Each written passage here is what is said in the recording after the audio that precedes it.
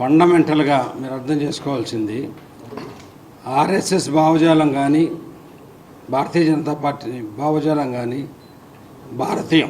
భారతదేశంలో ఉన్న ప్రతి ఒక్కరూ పౌరులు సబ్కా సాత్ సబ్కా వికాస్ సబ్కా విశ్వాస్ బి ఈ మూడు ఉండాలని. కాబట్టి కానీ రాజకీయ పార్టీలు రకరకాలుగా వాడుకొని గత 70 సంవత్సరాల్లో ఎస్సీ ఎస్టీ ముస్లిం సోదరులను వాడుకొని ఈ భారతదేశాన్ని ఈ స్థాయికి తీసుకొచ్చింది.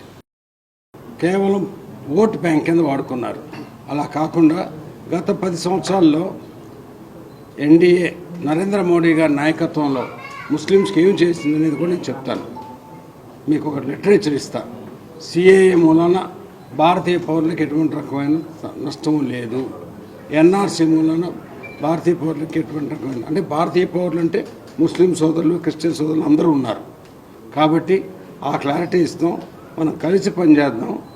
మీరు కేంద్ర రాష్ట్ర ప్రభుత్వాలని అనుసంధానం చేసి మన ముస్లిం ప్రాపర్టీస్ కానీ క్రిస్టియన్ ప్రాపర్టీస్ కానీ ఎండోమెంట్ ప్రాపర్టీస్ కానీ వాటిని ప్రొటెక్ట్ చేస్తానికి అందరం కలిసిమెలిసి ఉండాలి.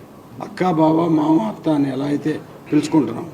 కాబట్టి మీరు అందరూ సైనికుల్లాగా పనిచేసి ఈ ఎన్నికల్లో గట్టి మెజార్టీతో మీరు గెలిపించండి నన్ను చెన్నీని, అంటే సైకిల్ గుర్తు కమలం గుర్తు.